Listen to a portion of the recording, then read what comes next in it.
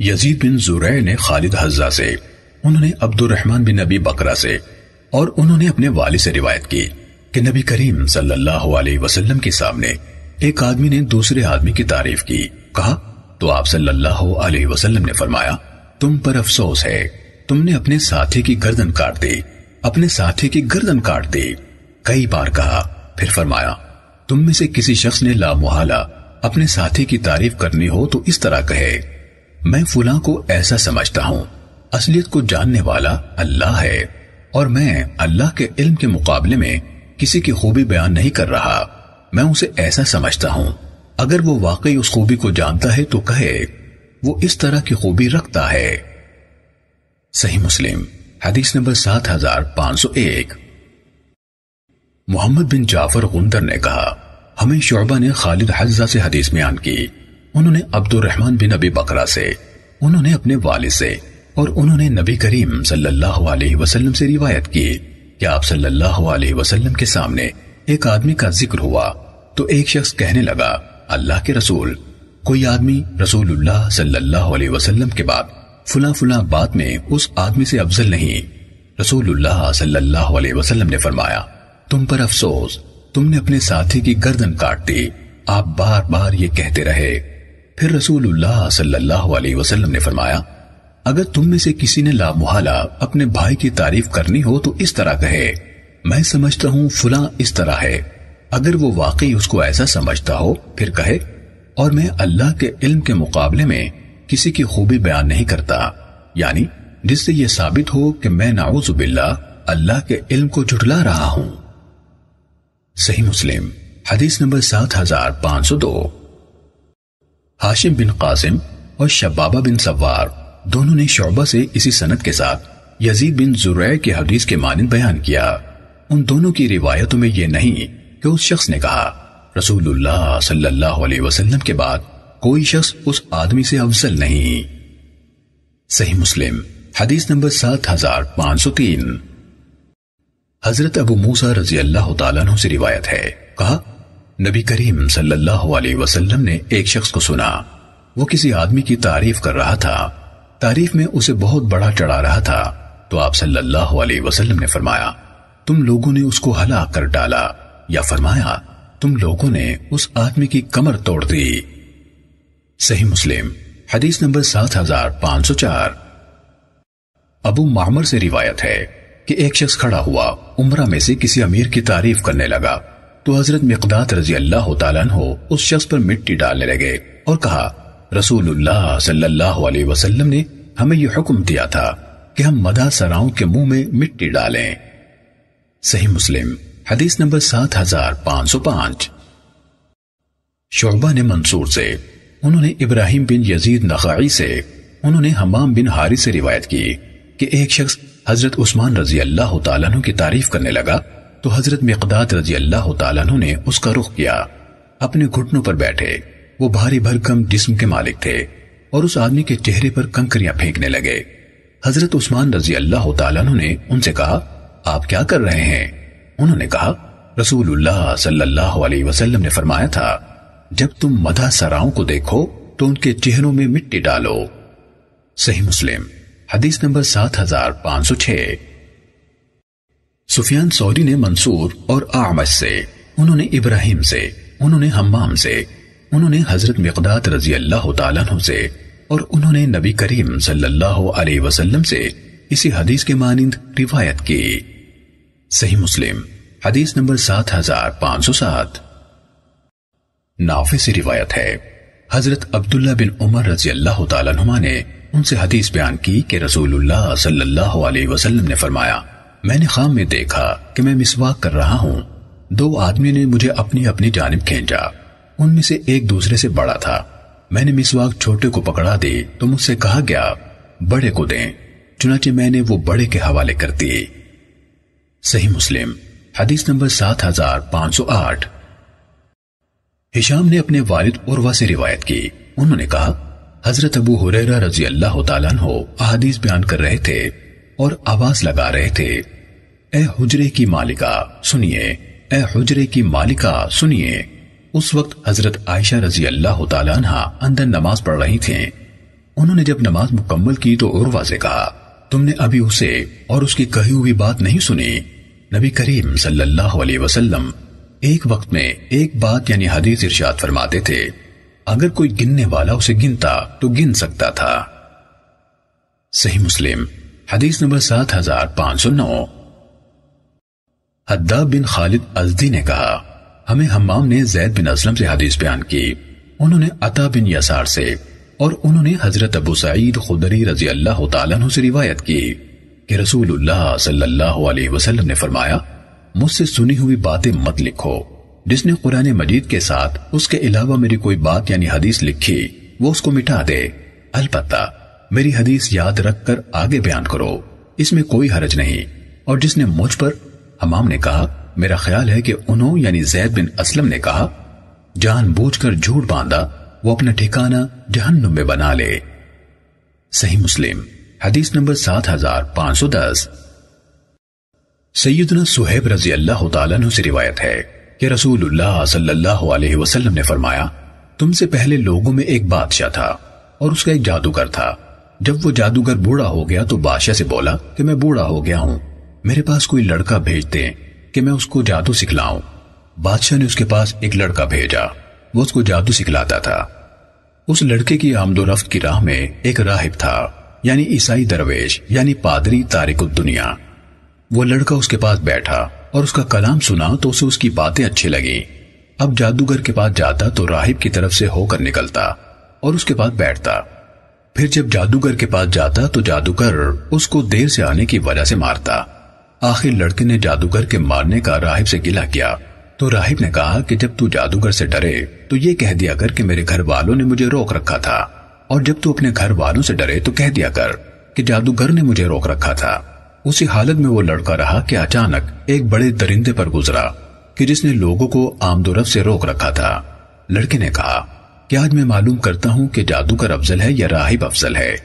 اس نے ایک پتھر لیا اور کہا کہ الہی اگر راہب کا طریقہ تجھے جادوگر کے طریقے سے زیادہ پسند ہو تو اس جانور کو قتل کر تاکہ لوگ گزر جائیں۔ پھر اس کو پتھر سے مارا تو وہ جانور مر گیا اور لوگ گزرنے لگے۔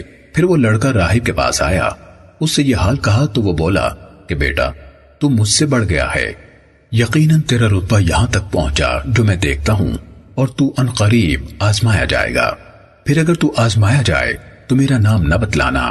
اس لڑکے کا یہ حال تھا کہ اندھے اور کوڑے کو اچھا کرتا اور ہر قسم کی بیماری کا علاج کرتا تھا۔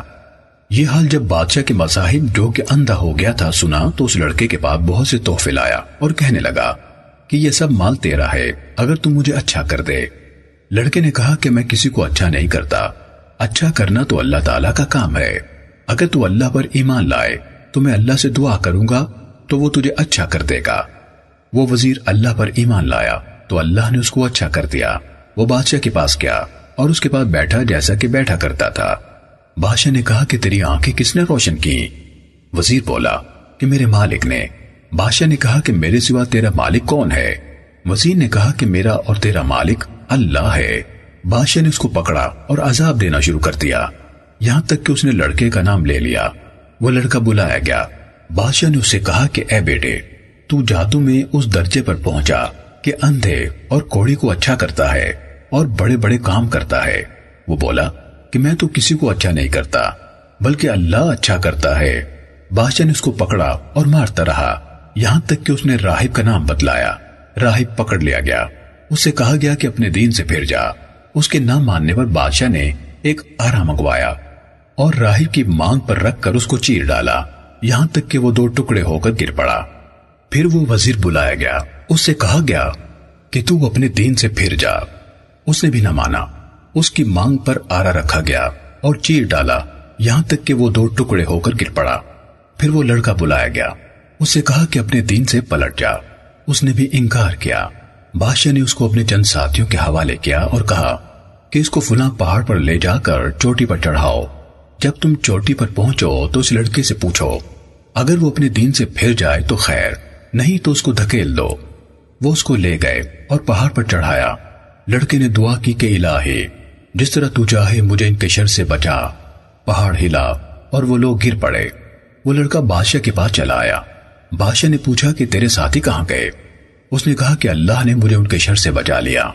پھر بادشاہ نے اس کو اپنے چند ساتھیوں کے حوالے کیا اور کہا کہ اس کو ایک کشتی میں دریا کے اندر لے جاؤ، اگر اپنے دین سے پھر جائے تو خیر، ورنہ اس کو دریا میں دھکیل دینا۔ وہ لوگ اس کو لے گئے۔ لڑکے نے کہا کہ الہی تو مجھے جس طرح چاہے ان کے شر سے بچا لے۔ وہ کشتی اوندھی ہو گئی اور لڑکے کے سوا سب ساتھی ڈوب گئے، اور لڑکا زندہ بچ کر بادشاہ کے پاس آ گیا۔ بادشاہ نے اس سے پوچھا کہ تیرے ساتھی کہاں گئے؟ وہ بولا کہ اللہ تعالیٰ نے مجھے ان کے شر سے بچا لیا۔ پھر لڑکے نے بادشاہ سے کہا کہ تم مجھے اس وقت تک نہ مار سکے گا جب تک کہ جو طریقہ میں بتلاؤں وہ نہ کرے۔ بادشاہ نے کہا کہ وہ کیا؟ اس نے کہا کہ تو سب لوگوں کو ایک میدان میں جمع کر کے مجھے ایک لکڑی پر سولی دے، پھر میرے ترکش سے ایک تیر لے کر کمان کے اندر رکھ، پھر کہہ کہ اس اللہ کے نام سے مارتا ہوں جو اس لڑکے کا مالک ہے، پھر تیر مار، اگر تو ایسا کرے گا تو مجھے قتل کرے گا۔ بادشاہ نے سب لوگوں کو ایک میدان میں جمع کیا، اس لڑکے کو درخت کے تنے پر لٹکایا، پھر اس کے ترکش میں سے ایک تیر لیا اور تیر کو کمان کے اندر رکھ کر یہ کہتے ہوئے مارا کہ اللہ کے نام سے مارتا ہوں جو اس لڑکے کا مالک ہے۔ وہ تیر لڑکے کی کنپٹی پر لگا، اس نے اپنا ہاتھ تیر کے مقام پر رکھا اور مر گیا۔ لوگوں نے یہ حال دیکھ کر کہا کہ ہم تو اس لڑکے کے مالک پر ایمان لائے، ہم اس لڑکے کے مالک پر ایمان لائے، ہم اس لڑکے کے مالک پر ایمان لائے۔ کسی نے بادشاہ سے کہا کہ اللہ کی قسم جس سے تو ڈرتا تھا وہی ہوا، یعنی لوگ ایمان لے آئے۔ بادشاہ نے راستوں کے نالوں پر خندقیں کھودنے کا حکم دیا، پھر خندقیں کھودی گئیں اور ان میں خوب آگ بھڑکائی گئی، اور کہا کہ جو شخص اس دین سے یعنی لڑکے کے دین سے نہ پھرے اسے ان خندقوں میں دھکیل دو، یا اسے کہا جائے کہ ان خندقوں میں گرے۔ لوگوں نے ایسا ہی کیا، یہاں تک کہ ایک عورت آئی جس کے ساتھ اس کا بچہ بھی تھا۔ اس عورت نے آگ میں گرنے سے تردد کیا تو بچے نے کہا کہ اے ماں صبر کر، تو سچے دین پر ہے۔ صحیح مسلم حدیث نمبر 7511۔ ہارون بن معروف اور محمد بن عباد نے ہمیں حدیث بیان کی، الفاظ دونوں سے ملتے جلتے ہیں جبکہ سیاق ہارون کا ہے۔ دونوں نے کہا ہمیں حاتم بن اسماعیل نے یعقوب بن مجاہد ابو حضرہ سے حدیث بیان کی، انہوں نے عبادہ بن ولید بن عبادہ بن سامت سے روایت کی، انہوں نے کہا میں اور میرے والد طلب علم کے لیے انصار کے اس قبیلے کی ہلاکت سے پہلے اس میں گئے۔ سب سے پہلے شخص جن سے ہماری ملاقات ہوئی وہ رسول اللہ صلی اللہ علیہ وسلم کے صحابی حضرت ابو یسر رضی اللہ تعالیٰ عنہ تھے۔ ان کے ساتھ ان کا غلام بھی تھا جس کے پاس صحائف یعنی دستاویزات کا ایک مجموعہ تھا۔ حضرت ابو یسر رضی اللہ تعالیٰ عنہ کے بدن پر ایک دھاری دار چادر اور معافر کا بنا ہوا ایک کپڑا تھا، اور ان کے غلام کے جسم پر بھی ایک دھاری دار چادر اور ایک معافری کپڑا تھا۔ میرے والد نے ان سے کہا چچا میں غصے کی بنا پر آپ کے چہرے پر رنگ کی تبدیلی کو دیکھ رہا ہوں۔ انہوں نے کہا ہاں فلاں بن فلاں جس کا تعلق بنو حرام سے ہے کہ ذمے میرا مال تھا، میں اس کے گھر والوں کے ہاں گیا، سلام کیا اور میں نے پوچھا کیا وہ ہے؟ گھر والوں نے کہا نہیں ہے۔ پھر اچانک اس کا ایک کم عمر لڑکا میرے سامنے گھر سے نکلا۔ میں نے اس سے پوچھا تیرا باپ کہاں ہے؟ اس نے کہا انہوں نے آپ کی آواز سنی تو وہ میری والدہ کے چھپر کھٹ میں گھس گئے ہیں۔ میں نے کہا نکل کر میری طرف آ جاؤ، مجھے پتا چل گیا ہے کہ تم کہاں ہو۔ وہ باہر نکل آیا۔ میں نے پوچھا اس بات کا باعث کیا بنا کہ تم مجھ سے چھپ گئے؟ اس نے کہا اللہ کی قسم میں آپ کو بتاتا ہوں اور میں آپ سے جھوٹ نہیں بولوں گا، اللہ کی قسم میں اس بات سے ڈرا کہ کہیں میں آپ سے بات کروں اور جھوٹ بولوں، اور میں آپ سے وعدہ کروں اور آپ کے ساتھ اس کی خلاف ورزی کروں، جبکہ آپ رسول اللہ صلی اللہ علیہ وسلم کے صحابی ہیں، اور اللہ کی قسم میں تنگ دست تھا۔ انہوں نے کہا کہ میں نے کہا اللہ کی قسم؟ اس نے کہا اللہ کی قسم۔ میں نے دوبارہ کہا اللہ کی قسم۔ اس نے کہا اللہ کی قسم۔ میں نے پھر سے کہا اللہ کی قسم۔ اس نے کہا اللہ کی قسم۔ کہا پھر انہوں نے اپنا صحیفہ یعنی جس پر قرض کی تحریر لکھی ہوئی تھی نکالا اور اپنے ہاتھ سے اس کو مٹا دیا۔ پھر مقروض سے کہا اگر تمہیں ادائیگی کے لیے مال مل جائے تو میرا قرض لوٹا دینا، اور نہیں تو تم بری ذمہ ہو۔ میں گواہی دیتا ہوں کہ رسول اللہ صلی اللہ علیہ وسلم کو میری ان دونوں آنکھوں کی بصارت نے دیکھا، اور یہ کہتے ہوئے انہوں نے اپنی 2 انگلیاں اپنی 2 آنکھوں پر رکھیں، اور میرے ان دونوں کانوں نے سنا اور میرے اس دل نے یاد رکھا، اور انہوں نے اپنے دل والی جگہ پر اشارہ کیا جبکہ آپ صلی اللہ علیہ وسلم فرما رہے تھے جس شخص نے کسی تنگ دست کو مہلت دی یا اس کا قرض ختم کر دیا اللہ تعالیٰ اپنے سائے سے اس پر سایہ کرے گا۔ صحیح مسلم حدیث نمبر 7512۔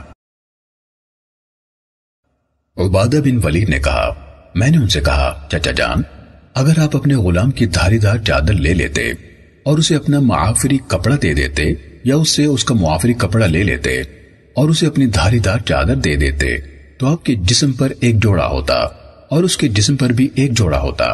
انہوں نے میرے سر پر ہاتھ پھیرا اور کہا اے اللہ اس کو برکت عطا فرما۔ بھتیجے رسول اللہ صلی اللہ علیہ وسلم کو میری آنکھوں کی بصارت نے دیکھا اور میرے دونوں کانوں نے سنا۔ دل کے مقام کی طرف اشارہ کرتے ہوئے کہا کہ میرے دل نے اسے یاد رکھا، جبکہ آپ فرما رہے تھے ان غلاموں کو اسی میں سے کھلاؤ جو تم کھاتے ہو اور اسی میں سے پہناؤ جو تم پہنتے ہو۔ اگر میں نے اسے دنیا کی نعمتوں میں سے اس کا حصہ دے دیا ہے تو یہ میرے لیے اس سے زیادہ آسان ہے کہ وہ قیامت کے روز میری نیکیاں لے جاتا۔ صحیح مسلم حدیث نمبر 7513۔ پھر ہم آگے روانہ ہوئے یہاں تک کہ ہم حضرت جابر بن عبداللہ رضی اللہ تعالیٰ عنہ کے پاس ان کی مسجد میں حاضر ہوئے۔ وہ ایک کپڑے میں اسے دونوں پلووں کو مختلف سمتوں میں کندھوں کے اوپر سے گزار کر باندھے ہوئے نماز پڑھ رہے تھے۔ میں لوگوں کو پھلانگتا ہوا گیا یہاں تک کہ ان کے اور قبلے کے درمیان جا کر بیٹھ گیا۔ جب وہ نماز سے فارغ ہوئے تو میں نے ان سے کہا آپ ایک کپڑے میں نماز پڑھ رہے ہیں اور آپ کی چادر آپ کے پہلو میں پڑی ہوئی ہے۔ انہوں نے اس طرح اپنے ہاتھ سے میرے سینے پر مارا۔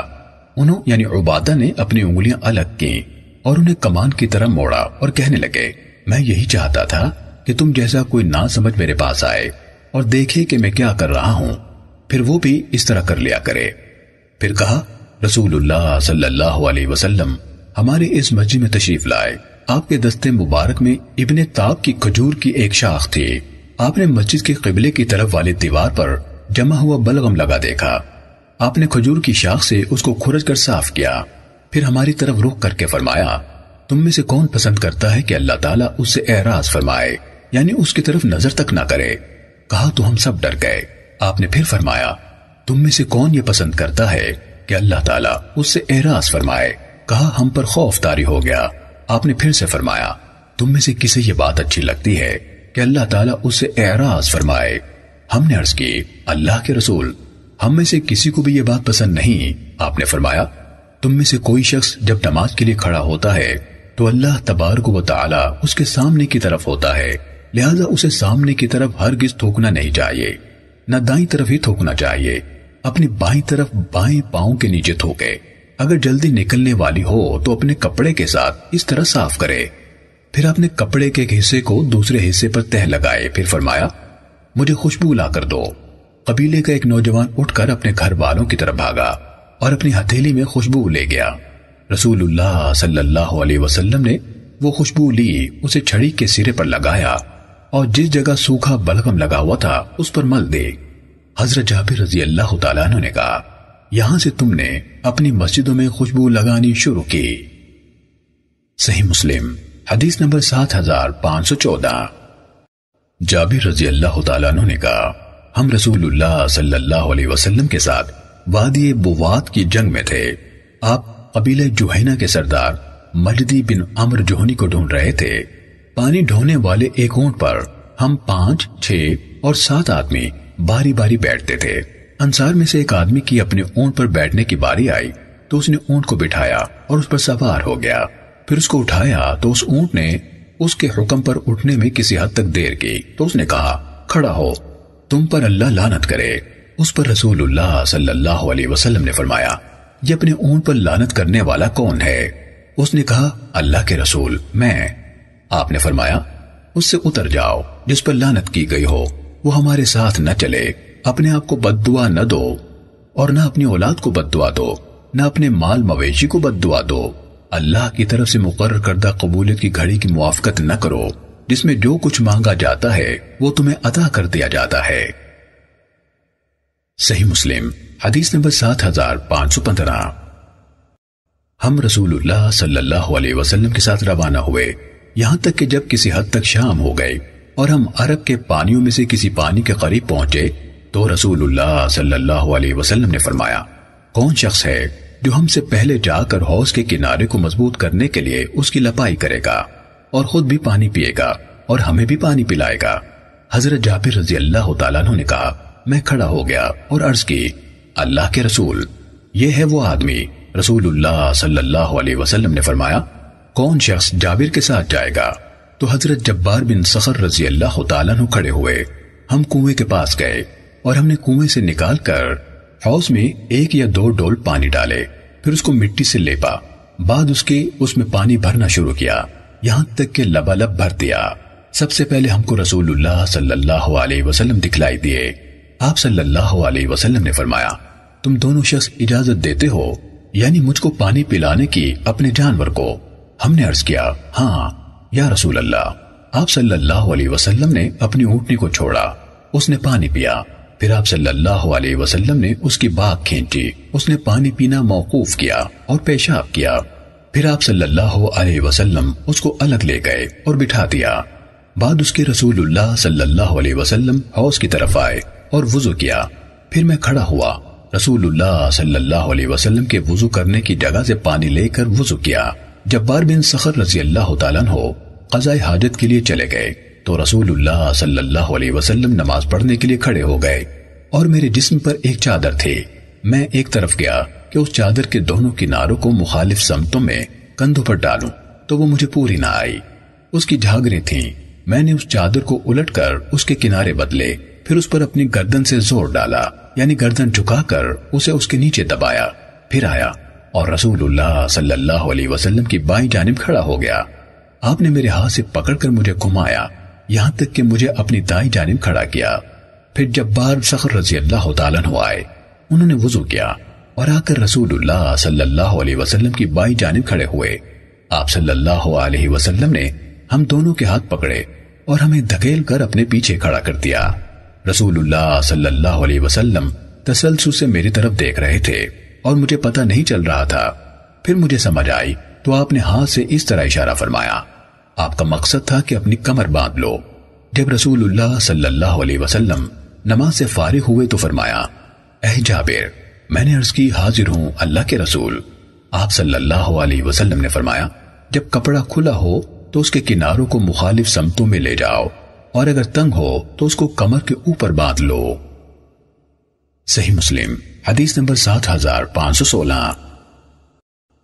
ہم رسول اللہ صلی اللہ علیہ وسلم کے ساتھ ایک مہم پر گئے۔ ہم میں سے ہر شخص کی خوراک روز کی ایک کھجور تھی۔ وہ اس کھجور کو چوستا رہتا اور پھر اس کو اپنے کپڑے میں لپیٹ لیتا۔ ہم اپنی کمانوں سے درختوں کے پتے جھاڑتے تھے اور کھاتے تھے، حتیٰ کہ ہماری باچھوں میں زخم ہوئے۔ قسم کھاتا ہوں کہ ایک دن ہم میں سے ایک غلطی سے اسے کھجور سے محروم رہ گیا۔ ہم اسے سہارا دے کر اٹھاتے ہوئے لے کر تقسیم کرنے والے کے پاس لے گئے اور اس کے حق میں گواہی دی کہ اسے وہ ایک کھجور نہیں دی گئی، وہ اسے دی گئی تو اس نے خود کھڑے ہو کر لی۔ صحیح مسلم حدیث نمبر 7517۔ ہم رسول اللہ صلی اللہ علیہ وسلم کے ساتھ تھے، ایک مہم کے لیے روانہ ہوئے، حتیٰ کہ ہم کشادہ وادی میں جا اترے۔ رسول اللہ صلی اللہ علیہ وسلم قضاء حاجت کے لیے گئے تو میں چمڑے کا بنا ہوا پانی کا ایک برتن لے کر آپ کے پیچھے گیا۔ رسول اللہ صلی اللہ علیہ وسلم نے نظر دوڑائی، ایسی چیز نظر نہ آئی جس کی آپ اوٹ لے سکتے۔ وادی کے کنارے پر 2 درخت نظر آئے، آپ ان میں سے ایک درخت کے پاس تشریف لے گئے، اس کی ٹہنیوں میں سے ایک کو پکڑا اور فرمایا، اللہ کے حکم سے میرے مطیع ہو جاؤ۔ تو وہ نکیل ڈالے ہوئے اونٹ کی طرح آپ کا فرمانبردار بن گیا۔ پھر دوسرے درخت کے پاس آئے اور اس کی ٹہنیوں میں سے ایک کو پکڑا اور کہا، اللہ کے حکم سے میرے مطیع ہو جاؤ۔ تو وہ بھی اسی طرح آپ کے ساتھ چل پڑا، یہاں تک کہ اسے چلاتے ہوئے دونوں کے درمیان کے آدھے فاصلے پر پہنچے تو آپ نے ان دونوں کو جھکا کر آپس میں ملا کر اکٹھا کر دیا۔ آپ نے فرمایا، دونوں اللہ کے حکم سے میرے آگے مل جاؤ۔ تو وہ دونوں ساتھ مل گئے اور آپ صلی اللہ علیہ وسلم کو پردہ مہیا کر دیا۔ حضرت جابر رضی اللہ تعالیٰ عنہ نے کہا، میں ڈر سے بھاگتا ہوا وہاں سے نکلا کہ میرے قریب ہونے کو محسوس کر کے رسول اللہ صلی اللہ علیہ وسلم وہاں سے مزید دور جانے پر مجبور نہ ہو جائیں۔ اور محمد بن عباد نے اپنی روایت میں کہا، آپ کو دور جانے کی زحمت کرنی پڑے۔ میں ایک جگہ بیٹھ گیا اور اپنے آپ سے باتیں کرنے لگا۔ اچانک میری نگاہ پڑی تو میں نے دیکھا کہ رسول اللہ صلی اللہ علیہ وسلم تشریف لا رہے ہیں، اور دیکھا کہ دونوں درخت الگ الگ ہو چکے ہیں، ہر ایک درخت تنے پر سیدھا کھڑا ہو گیا ہے۔ پھر میں نے دیکھا کہ رسول اللہ صلی اللہ علیہ وسلم ایک بار رکے اور اپنے سر مبارک سے اس طرح اشارہ کیا۔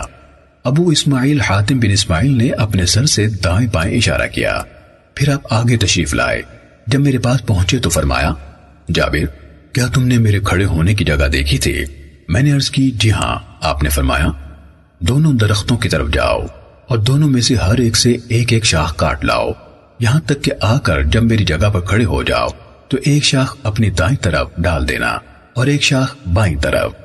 حضرت جابر رضی اللہ تعالیٰ عنہ نے کہا، میں اٹھا، ایک پتھر اٹھایا، اسے توڑا اور اسے گھسایا۔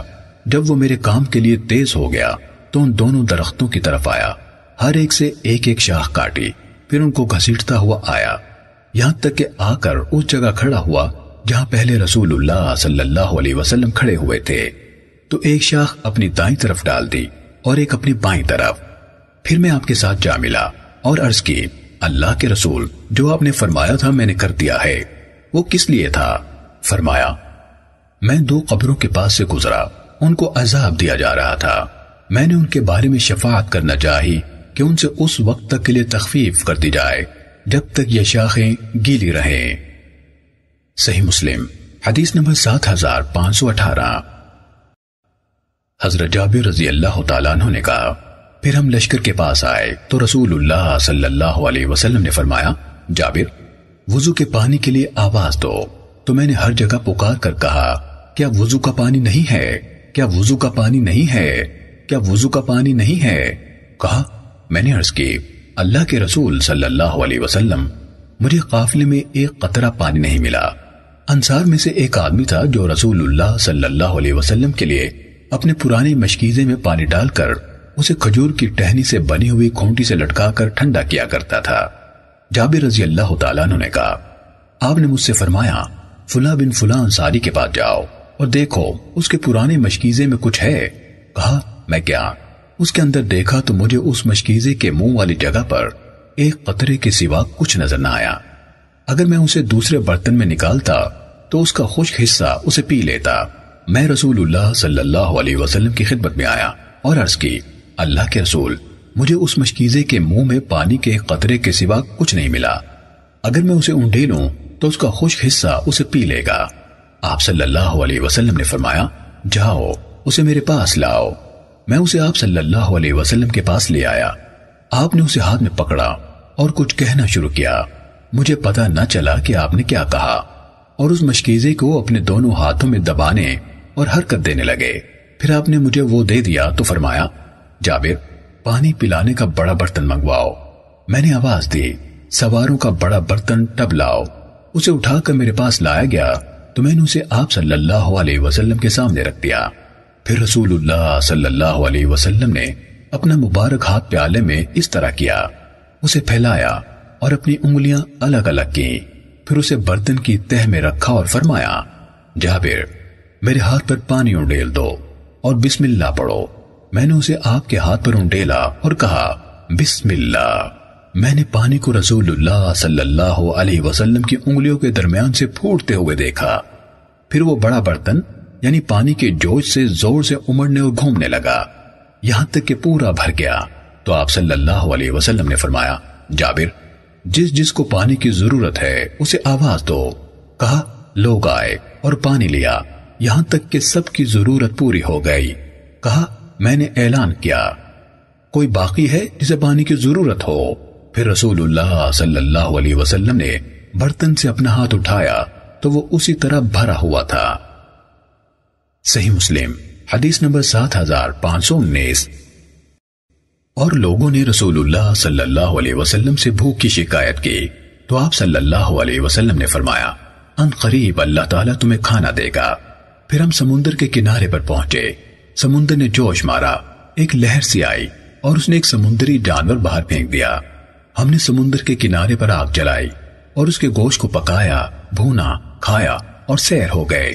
حضرت جابر رضی اللہ تعالیٰ عنہ نے کہا، میں اور فلاں، انہوں نے 5 آدمی گنے، اس کی آنکھ کے گوشے میں گھس گئے تو کوئی ہمیں دیکھ نہیں سکتا تھا، حتیٰ کہ ہم باہر نکل آئے اور ہم نے اس کی پسلیوں میں سے ایک پسلی ایک جانب ایک بڑا کانٹا لے کر اس کو کمان کی حیث میں کھڑا کر دیا۔ پھر قافلے میں سب سے بڑے قد کے آدمی کو بلایا اور قافلے میں سب سے بڑے اونٹ کو اور قافلے کے سب سے بڑے پالان کو منگوایا۔ وہ شخص سر جھکائے بغیر اس پسلی کے نیچے داخل ہو گیا۔ صحیح مسلم حدیث نمبر 7520۔ ابو اسحاق نے ہمیں حدیث بیان کی، کہا میں نے حضرت براء بن عازب رضی اللہ تعالیٰ عنہ کو بیان کرتے ہوئے سنا، حضرت ابو بکر صدیق رضی اللہ تعالیٰ عنہ میرے والد کے پاس ان کے گھر آئے اور ان سے ایک کجاوا خریدا۔ پھر میرے والد عازب رضی اللہ تعالیٰ عنہ سے کہنے لگے اپنے بیٹے کو میرے ساتھ بھیج دیں، وہ اس کجاوے کو میرے ساتھ اٹھا کر میرے گھر پہنچا دے۔ میرے والد نے مجھ سے کہا اسے تم اٹھا لو، تو میں نے اسے اٹھا لیا اور میرے والد اس کی قیمت لینے کے لیے ان کے ساتھ نکل پڑے۔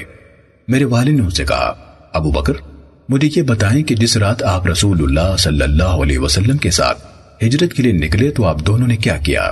انہوں نے کہا ہاں ہم پوری رات چلتے رہے حتیٰ کہ دوپہر کا وقت ہو گیا اور دھوپ کی شدت سے راستہ خالی ہو گیا، اس میں کوئی بھی نہیں چل رہا تھا۔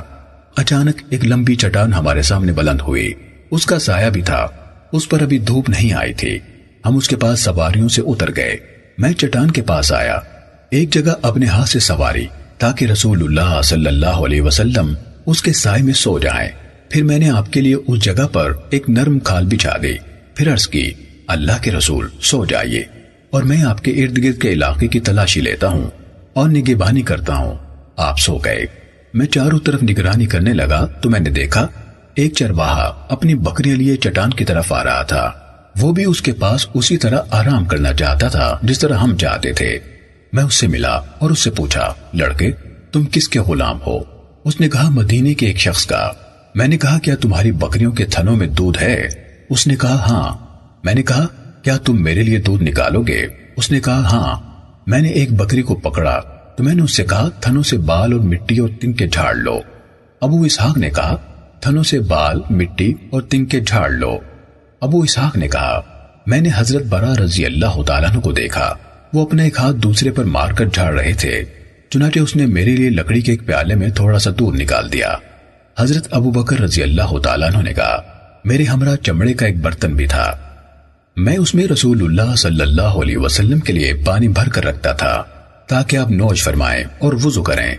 میں رسول اللہ صلی اللہ علیہ وسلم کے پاس آیا اور مجھے یہ بات پسند نہ تھی کہ آپ کو جگاؤں، لیکن میں پہنچا تو آپ جاگ چکے تھے۔ میں نے دودھ پر کچھ پانی ڈالا یہاں تک کہ اس کے نیچے کا حصہ بھی ٹھنڈا ہو گیا تو میں نے عرض کی اللہ کے رسول یہ دودھ نوش فرما لیں۔ آپ نے نوش فرمایا یہاں تک کہ میں راضی ہو گیا۔ پھر آپ نے فرمایا کیا چلنے کا وقت نہیں آیا؟ میں نے عرض کی کیوں نہیں؟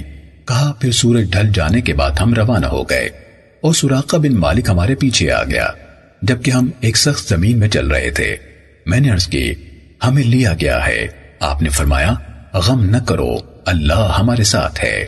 پھر رسول اللہ صلی اللہ علیہ وسلم نے اس کے خلاف دعا کی تو اس کے گھوڑے کی ٹانگیں پیر تک زمین میں دھس گئیں۔ میرا خیال ہے اس نے کہا مجھے پتہ چل گیا ہے تم دونوں نے میرے خلاف دعا کی ہے، میرے حق میں دعا کرو، میری طرف سے تمہارے لیے اللہ ضامن ہے کہ میں ڈھونڈنے والوں کو تمہاری طرف سے لوٹاؤں گا۔ آپ صلی اللہ علیہ وسلم نے اس کے لیے دعا کی تو وہ بچ گیا، پھر وہ لوٹ گیا۔ جس پیچھا کرنے والے کو ملتا اس سے یہ کہتا میں تلاش کر چکا ہوں، تمہاری طرف سے بھی کفایت کرتا ہوں۔ وہ اس طرف نہیں ہے، وہ جس کو بھی ملتا اسے لوٹا دیتا۔ حضرت ابو بکر رضی اللہ تعالیٰ عنہ نے کہا انہوں نے ہمارے ساتھ وفا کی۔ صحیح مسلم حدیث نمبر 7521۔ زہیر بن حرب نے مجھے یہی حدیث عثمان بن عمر سے بیان کی، نیز ہمیں اسحاق بن ابراہیم نے یہی حدیث بیان کی۔ کہا ہمیں نضر بن شمیل نے خبر دی، ان دونوں یعنی عثمان اور نضر نے اسرائیل سے روایت کی، انہوں نے ابو اسحاق سے روایت کی، انہوں نے حضرت براء بن عازب رضی اللہ تعالیٰ عنہ سے روایت کی، انہوں نے کہا حضرت ابو بکر رضی اللہ تعالیٰ عنہ نے میرے والد سے 13 درہم میں ایک کجاوا خریدا۔ پھر زہیر کی ابو اسحاق سے روایت کردہ حدیث کے مانند حدیث بیان کی اور اپنی حدیث میں انہوں نے کہا عثمان بن عمر کی روایت میں ہے جب وہ یعنی سراقہ رضی اللہ تعالیٰ عنہ قریب آئے تو رسول اللہ صلی اللہ علیہ وسلم نے ان کے خلاف دعا کی، ان کے گھوڑے کی ٹانگیں پیڑ تک زمین میں دھس گئی۔ وہ اچھل کر اس سے اترے اور کہا، اے محمد، مجھے یہ پتہ چل گیا ہے کہ یہ آپ کا کام ہے۔ آپ اللہ سے دعا کریں کہ وہ مجھے اس مشکل سے جس میں پھنس گیا ہوں چھٹکارا عطا کر دے، اور آپ کی طرف سے یہ بات میرے ذمے ہوئی کہ میرے پیچھے جو بھی آپ کا تعاقب کر رہا ہے میں اس کی آنکھوں کو آپ کی طرف دیکھنے سے روک دوں گا، اور یہ میرا ترکش ہے، اس میں سے ایک تیر نکال لیں۔ آپ فلاں مقام پر میرے اونٹوں اور میرے غلاموں کے پاس سے گزریں گے، ان میں سے جس کی ضرورت ہو اسے لے لیں۔ آپ نے فرمایا، مجھے تمہارے اونٹوں کی ضرورت نہیں۔ چنانچہ ہم رات کے وقت مدینے کے قریب پہنچے۔ لوگوں نے اس کے بارے میں تنازع کیا کہ رسول اللہ صلی اللہ علیہ وسلم کس کے ہاں اتریں گے، یعنی مہمان بنیں گے۔ آپ صلی اللہ علیہ وسلم نے فرمایا، میں اپنے دادا عبد المطلب کے ننیال بنو نجار کا مہمان بن کر ان کی عزت افزائی کروں گا۔ مرد عورتیں گھروں کے اوپر چڑھ گئے اور غلام اور نوکر جا کر راستوں میں بکھر گئے۔ وہ پکار پکار کر کہہ رہے تھے، اے محمد، اے اللہ کے رسول، مرحبا، اے محمد، اے اللہ کے رسول، مرحبا۔ صحیح مسلم حدیث نمبر 7522۔ معمر نے حمام بن منبہ سے حدیث بیان کی، کہا یہ احادیث ہیں جو حضرت ابو ہریرہ رضی اللہ تعالیٰ عنہ نے ہمیں رسول اللہ صلی اللہ علیہ وسلم سے بیان کی۔ پھر انہوں نے کئی احادیث ذکر کی، ان میں سے ایک حدیث یہ ہے کہ رسول اللہ صلی اللہ علیہ وسلم نے فرمایا، بنی اسرائیل سے کہا گیا شہر کے دروازے میں سجدہ کرتے ہوئے جاؤ اور کہو حتتن، یعنی ہمیں بخش دے، ہم تمہاری خطائیں بخش دیں گے۔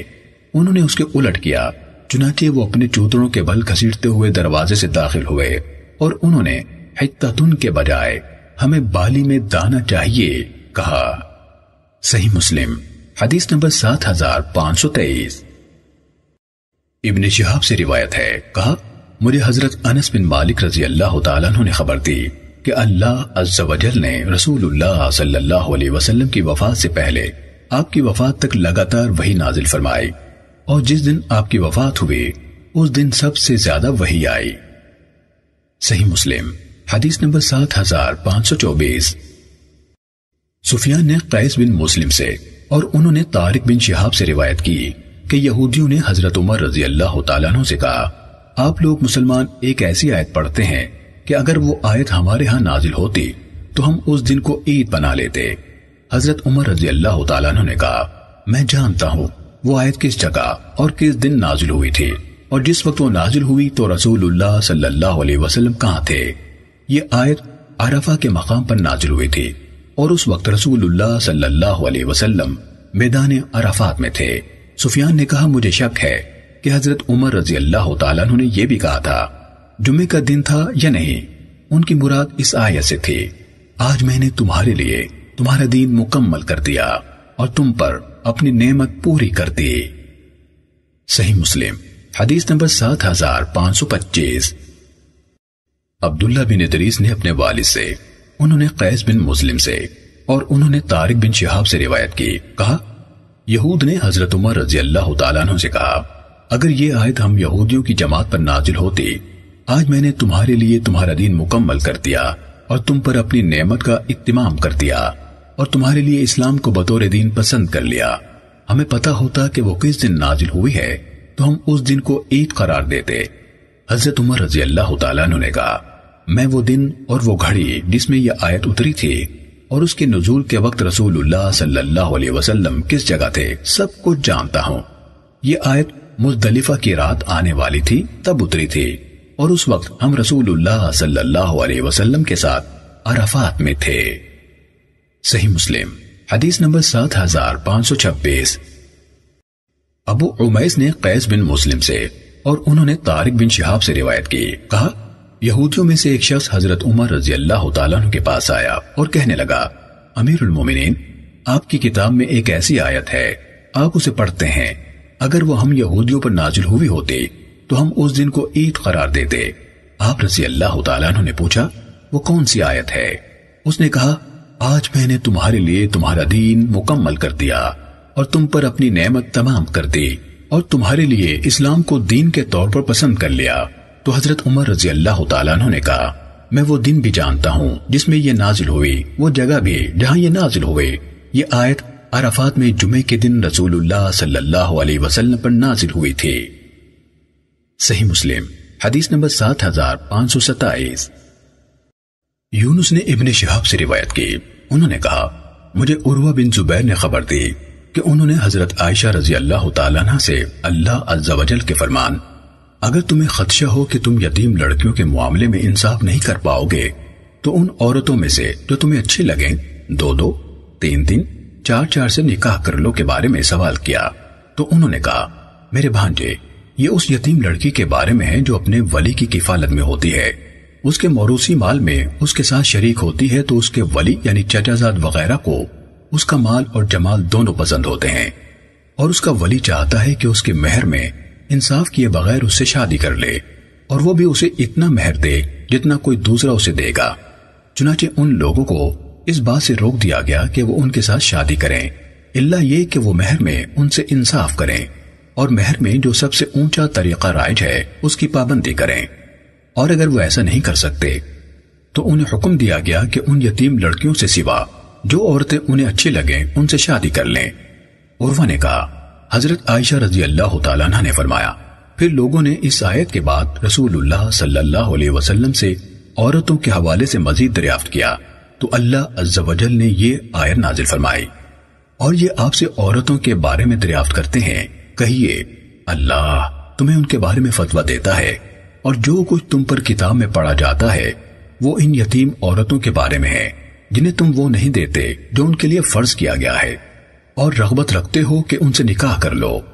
عائشہ رضی اللہ تعالیٰ عنہ نے کہا جس بات کا اللہ تعالیٰ نے ذکر فرمایا ہے وہ کتاب میں تلاوت کی جاتی ہے، وہ وہی پہلی آیت ہے جس میں اللہ فرماتا ہے اگر تمہیں خدشہ ہو کہ تم یتیم لڑکیوں کے بارے میں انصاف نہیں کر پاؤ گے تو دوسری جو عورتیں تمہیں اچھی لگیں ان سے نکاح کرو۔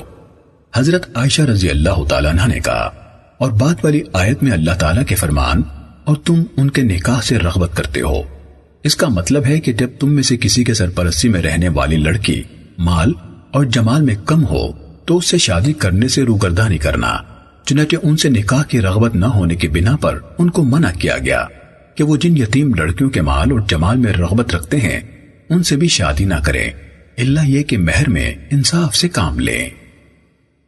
صحیح مسلم حدیث نمبر 7528۔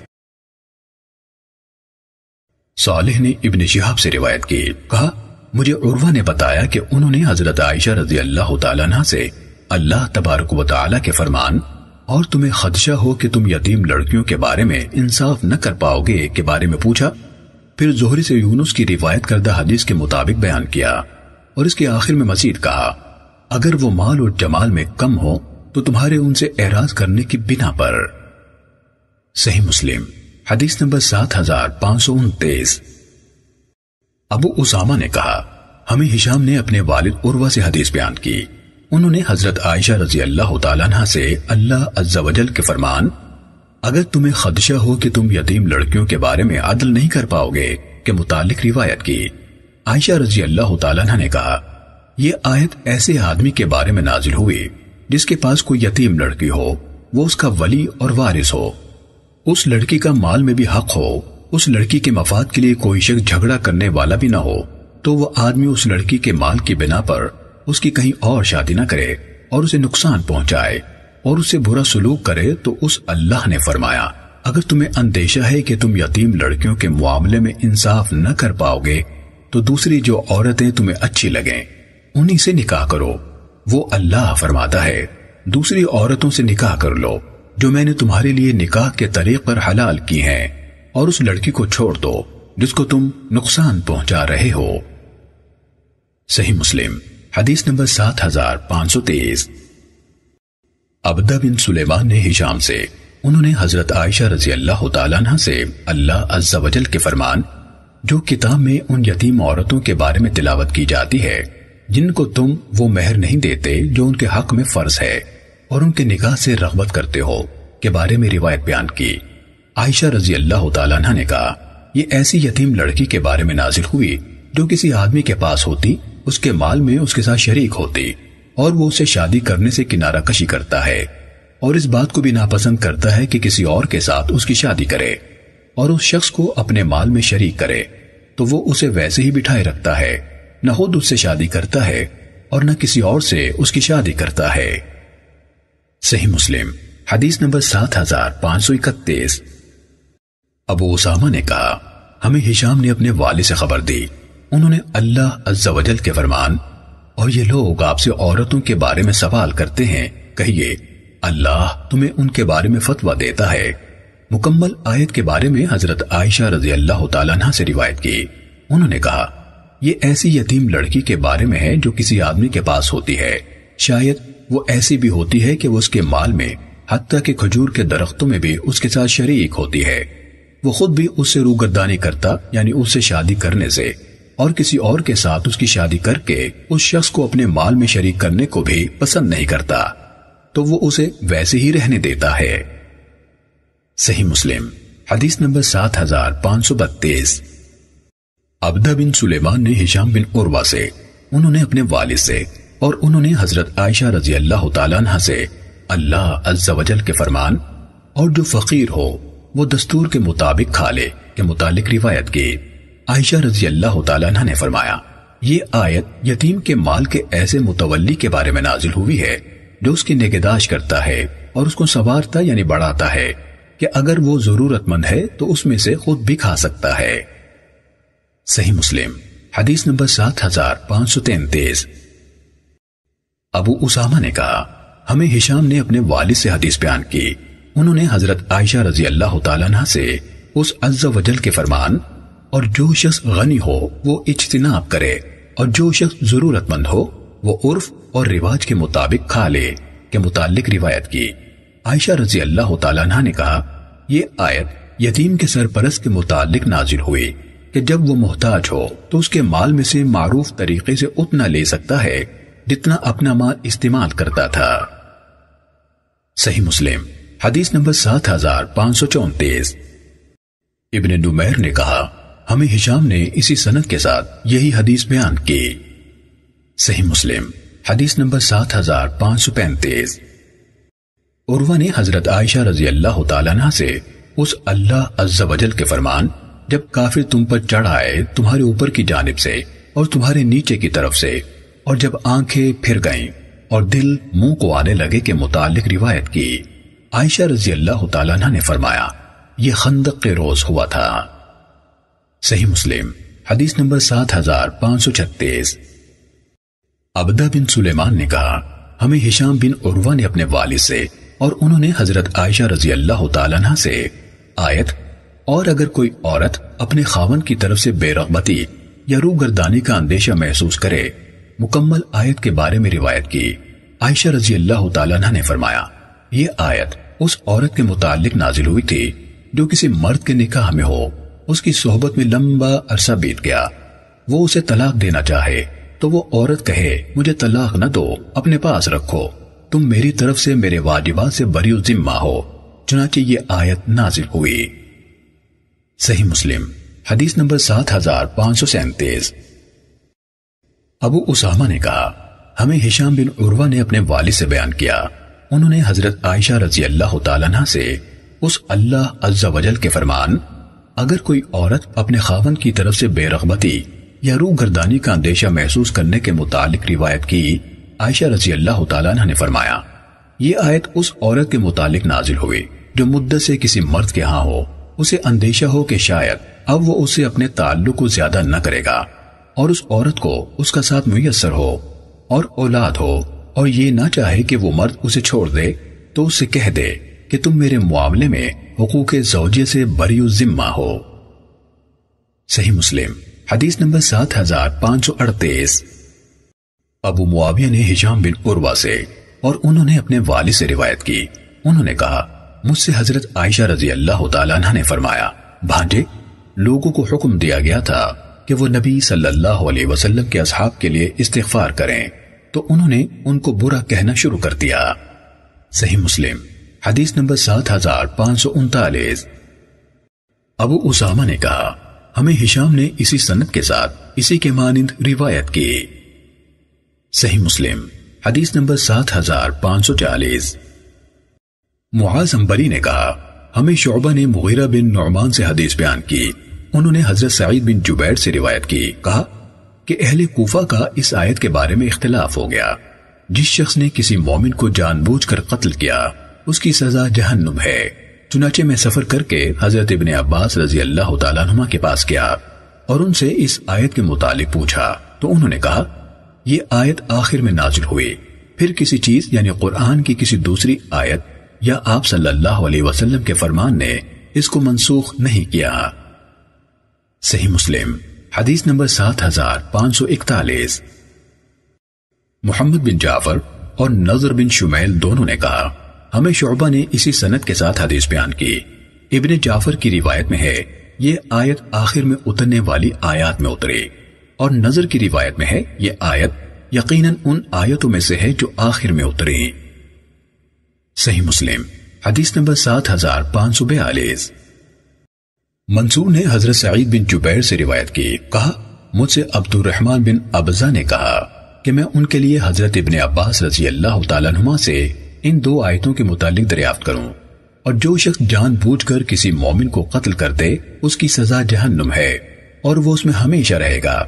میں نے ان سے پوچھا تو انہوں نے کہا اس کو کسی چیز نے منسوخ نہیں کیا، اور اس آیت کے متعلق پوچھا اور جو لوگ اللہ کے سوا کسی اور کی عبادت نہیں کرتے اور نہ حق کے بغیر کسی شخص کو قتل کرتے ہیں جس کے قتل کو اللہ نے حرام کیا ہے، تو انہوں نے کہا مشرکین کے بارے میں نازل ہوئی ہے۔ صحیح مسلم حدیث نمبر 7543۔ ابو معاویہ شیبان نے منصور بن معتمر سے، انہوں نے سعید بن جبیر سے، اور انہوں نے حضرت ابن عباس رضی اللہ تعالیٰ عنہما سے روایت کی، کہا یہ آیت جو لوگ اللہ کے ساتھ کسی اور معبود کو نہیں پکارتے سے لے کر ذلت کے عالم میں ہمیشہ رہے گا تک مکے میں نازل ہوئی۔ مشرکوں نے کہا ہمیں اسلام کس بات کا فائدہ دے گا جبکہ ہم اللہ کے ساتھ دوسروں کو شریک بھی ٹھہرا چکے ہیں اور اللہ کے حرام کردہ جانوں کو قتل بھی کر چکے ہیں اور فواحش کا ارتکاب بھی کر چکے ہیں۔ اس پر اللہ تعالیٰ نے یہ آیت نازل فرمائی، سوائے اس شخص کے جس نے توبہ کی، ایمان لے آیا اور نیک عمل کیے، آیت کے آخری حصے تک۔ انہوں نے ابن عباس رضی اللہ تعالیٰ عنہ نے کہا، انہوں نے یعنی ابن عباس رضی اللہ تعالیٰ عنہ نے کہا لیکن جو شخص اسلام میں داخل ہو گیا اور اس کو سمجھ لیا پھر اس نے عمدن کسی مومن کو قتل کیا تو اس کے لیے کوئی توبہ نہیں۔ صحیح مسلم حدیث نمبر 7544۔ عبداللہ بن ہاشم اور عبد الرحمن بن بشر عبدی نے مجھے حدیث بیان کی، دونوں نے کہا ہمیں یحییٰ بن سعید قطان نے ابن جریج سے حدیث بیان کی، انہوں نے کہا مجھے قاسم بن ابی بزہ نے سعید بن جبیر سے حدیث بیان کی، انہوں نے کہا میں نے حضرت ابن عباس رضی اللہ تعالیٰ عنہما سے پوچھا کیا جس شخص نے کسی مومن کو عمدن قتل کر دیا اس کے لیے توبہ کی گنجائش ہے؟ انہوں نے کہا نہیں۔ سعید بن جبیر نے کہا پھر میں نے ان کے سامنے سورہ فرقان کی یہ آیت تلاوت کی، وہ لوگ جو اللہ کے سوا کسی اور کو معبود نہیں پکارتے اور کسی جان کو جسے اللہ نے حرام کیا ہے حق کے بغیر قتل نہیں کرتے، آیت کے آخر تک۔ انہوں نے کہا یہ مکی آیت ہے، اس کو اس مدنی آیت نے منسوخ کر دیا، اور جو کسی مومن کو عمدن قتل کر دے تو اس کی سزا جہنم ہے، وہ اس میں ہمیشہ رہے گا۔ ابن ہاشم کی روایت میں ہے تو میں نے ان کے سامنے یہ آیت پڑھی جو سورہ فرقان میں ہے، سوائے اس کے جس نے توبہ کی۔ صحیح مسلم حدیث نمبر 7545۔ ابو بکر بن ابی شیبہ، ہارون بن عبداللہ اور عبد بن حمید نے ہمیں حدیث بیان کی۔ عبد نے کہا ہمیں خبر دی اور دوسروں نے کہا ہمیں حدیث بیان کی۔ جعفر بن عون نے، انہوں نے کہا ہمیں ابو عمیس نے عبد المجید بن سہیل سے خبر دی، انہوں نے عبید اللہ بن عبداللہ بن عتبہ سے روایت کی کہ حضرت ابن عباس رضی اللہ تعالیٰ عنہ نے مجھ سے فرمایا کیا تم جانتے ہو کہ قرآن مجید کی آخری سورت جو یک بارگی مکمل نازل ہوئی کون سی ہے؟ میں نے کہا جی ہاں، اذا جاء نصر اللہ والفتح۔ انہوں نے فرمایا تم نے سچ کہا، اور ابن ابی شیبہ کی روایت میں ہے تم جانتے ہو کہ کون سی سورت ہے، اور آخری کا لفظ نہیں کہا۔ صحیح مسلم حدیث نمبر 7546۔ ابو معاویہ نے کہا ہمیں ابو عمیس نے اسی سند کے ساتھ اسی کے مانند روایت کی اور کہا آخری سورت، اور انہوں نے راوی کا نام لیتے ہوئے عبد المجید سے مروی کہا۔ اور ابن سہیل یعنی عبد المجید بن سہیل نہیں کہا۔ صحیح مسلم حدیث نمبر 7547۔ عطا نے حضرت ابن عباس رضی اللہ تعالیٰ عنہما سے روایت کی، کہا مسلمانوں میں سے کچھ لوگ ایک ایسے شخص کو ملے جو بکریوں کے ایک چھوٹے سے ریوڑ میں تھے۔ اس نے ان کو دیکھ کر کہا السلام علیکم، تو اس کے باوجود انہوں نے اس کو پکڑا، اسے قتل کیا اور بکریوں کا وہ چھوٹا سا ریوڑ لے لیا۔ تو یہ آیت اتری، اور اسے جو تم سے سلام کہے یہ مت کہو کہ تم مومن نہیں ہو۔ اور حضرت ابن عباس رضی اللہ تعالیٰ عنہما نے اس یعنی السلام کو السلام پڑھا۔ صحیح مسلم حدیث نمبر 7548۔ ابو اسحاق سے روایت ہے، کہا میں نے حضرت برا بن عازب رضی اللہ تعالیٰ عنہما کو کہتے ہوئے سنا، انصار جب حج کر کے واپس آتے تو گھروں میں دروازوں کے بجائے ان کے پچھواڑے ہی سے داخل ہوتے۔ انصار میں سے ایک شخص آیا اور اپنے دروازے سے گھر کے اندر داخل ہوا تو اس کے بارے میں اس پر باتیں کی گئیں، تو یہ آیت اتری، اور یہ کوئی نیکی نہیں کہ تم گھروں کے اندر ان کے پچھواڑوں سے آؤ۔ صحیح مسلم حدیث نمبر 7549۔ عون بن عبداللہ کے والد سے روایت ہے کہ حضرت ابن مسعود رضی اللہ تعالیٰ عنہ نے کہا ہمارے اسلام لانے اور ہم پر اس آیت کے ذریعے سے اللہ تعالیٰ کے عطاب کے درمیان 4 سال سے زیادہ کا وقفہ نہ تھا۔ کیا ایمان لانے والوں کے لیے ابھی یہ وقت نہیں آیا کہ ان کے دل اللہ کو یاد کرتے ہوئے گڑ گڑائیں؟ صحیح مسلم حدیث نمبر 7550۔ حضرت ابن عباس رضی اللہ تعالیٰ عنہما سے روایت ہے، کہا جاہلی دور میں ایک عورت برہنہ ہو کر بیت اللہ کا طواف کرتی تھی اور کہتی تھی کون مجھے طواف کرنے والا ایک کپڑا دے گا کہ وہ اس کو اپنی شرمگاہ پر ڈال لے، اور یہ شعر کہتی آج بدن کا کچھ حصہ یا پورے کا پورا کھل جائے گا، اور اس میں سے جو بھی کھل گیا میں اسے دیکھنا کسی کے لیے حلال نہیں کر رہی۔ اس پر یہ آیت نازل ہوئی، ہر نماز کے وقت اپنی زینت لے لو۔ صحیح مسلم حدیث نمبر 7551۔ ابو معاویہ نے کہا ہمیں اعمش نے ابو سفیان سے حدیث بیان کی، انہوں نے حضرت جابر رضی اللہ تعالیٰ عنہ سے روایت کی، کہا عبداللہ بن ابی سلول اپنی ایک باندی سے کہتا تھا جا اور بذریعہ بدکاری ہمارے لیے کچھ کما کر لا، تو اللہ عز و جل نے یہ آیت نازل فرمائی اور اپنی لونڈیوں کو بدکاری پر نہ اکساؤ، خصوصاً اگر وہ پاک دامن رہنا چاہتی ہوں، تاکہ تم دنیا کی زندگی کا ساز و سامان حاصل کرو، اور جو کوئی انہیں مجبور کرے گا تو اللہ تعالیٰ ان کے مجبور کیے جانے کے بعد ان کے لیے بڑا بخشنے والا، بڑا رحم کرنے والا ہے۔ صحیح مسلم حدیث نمبر 7552۔ ابو عوانہ نے اعمش سے، انہوں نے ابو سفیان سے، اور انہوں نے حضرت جابر رضی اللہ تعالیٰ عنہ سے روایت کی کہ عبداللہ بن ابی بن سلول کی ایک باندی تھی، اس کا نام مسیکہ تھا اور دوسری باندی کو امیمہ کہا جاتا تھا۔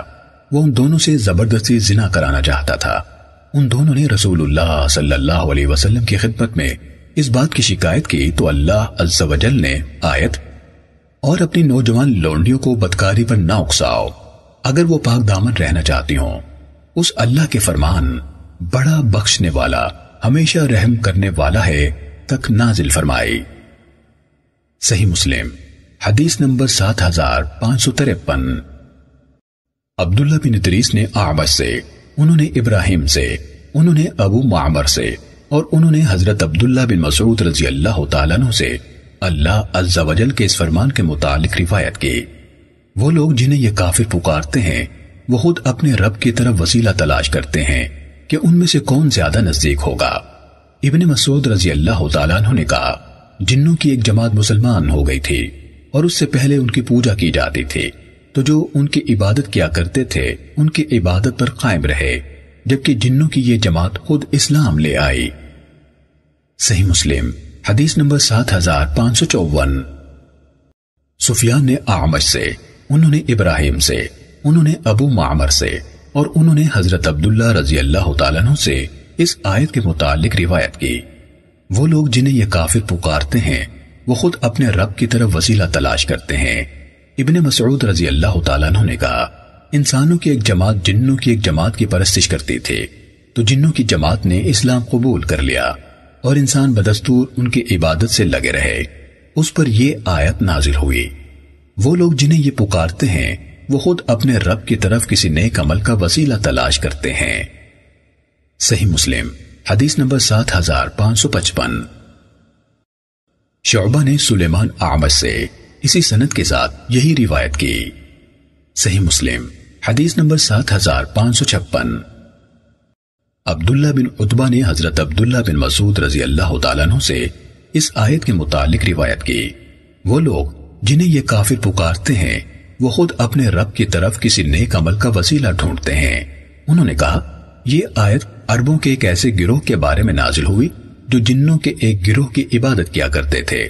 جنوں نے اسلام قبول کر لیا جبکہ وہ انسان جو ان کی عبادت کیا کرتے تھے انہیں پتہ تک نہ چلا۔ اس پر یہ آیت اتری، وہ لوگ جنہیں یہ کافر پکارتے ہیں وہ خود اپنے رب کی طرف وسیلہ تلاش کرتے ہیں۔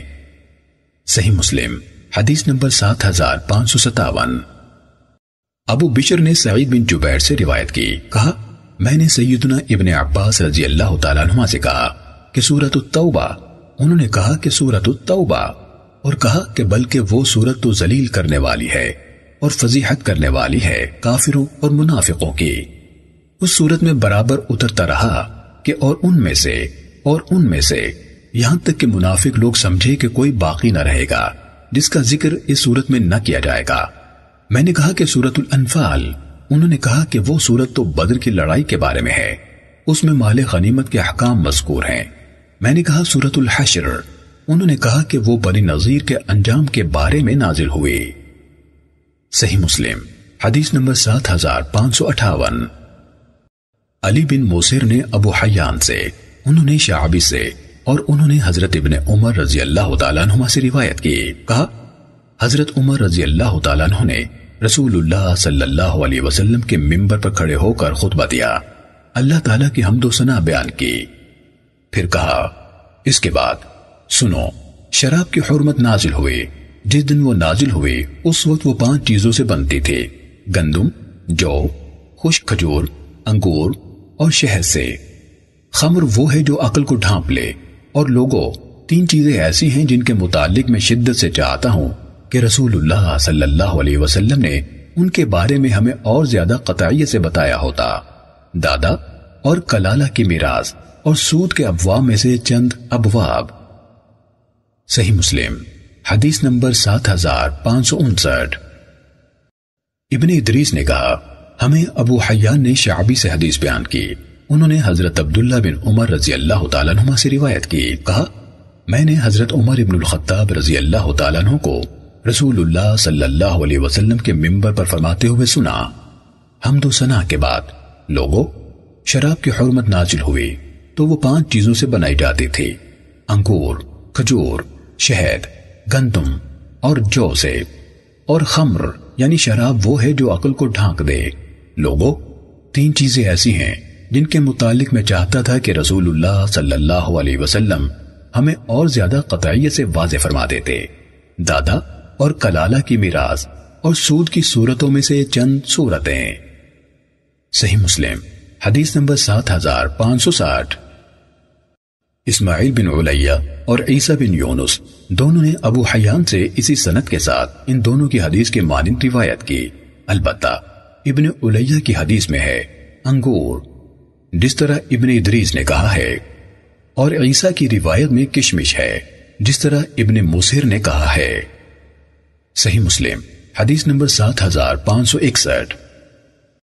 حشیم نے ابو ہاشم سے، انہوں نے ابو مجلس سے، اور انہوں نے قیس بن عباد سے روایت کی، کہا میں نے حضرت ابو ذر رضی اللہ تعالیٰ عنہ کو قسم کھا کر کہتے ہوئے سنا کہ آیت یہ 2 جھگڑنے والے ہیں جنہوں نے اپنے رب کے معاملے میں جھگڑا کیا، ان لوگوں کے متعلق نازل ہوئی جنہوں نے بدر کے دن مبارزت یعنی رو در رو سیدھی لڑائی کی، حضرت حمزہ، حضرت علی اور عبیدہ بن حارث رضی اللہ عنہم، اور دوسری طرف سے ربیعہ کے 2 بیٹے عتبہ اور شیبہ، اور عتبہ کا بیٹا ولید۔ صحیح مسلم حدیث نمبر 7562۔ سفیان نے ابو ہاشم سے، انہوں نے ابو مجلس سے، انہوں نے قیس بن عباد سے روایت کی، کہا میں نے حضرت ابو ذر رضی اللہ تعالیٰ عنہ کو قسم کھا کر یہ کہتے ہوئے سنا، ہذان خصمان، یہ آیت نازل ہوئی، آگے حشیم کی حدیث کے مانند ہے۔ صحیح مسلم حدیث نمبر 7563